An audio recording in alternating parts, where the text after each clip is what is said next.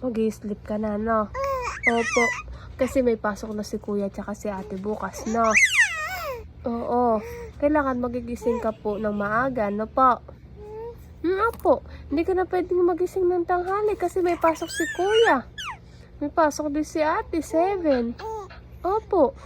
Oo po. Kaya kailangan 6:30 pa lang gising ka na po. Kaya matutulog ka na ng maaga, no? Opo. O, 4 na araw ka nang nagigising ng 8 eh. Opo. Kaya kailangan. Mag-i-sleep ka na ng maaga na pa. O, pag nagpasok na si daddy, mag-i-sleep ka na, no? Ayaw mag-sleep?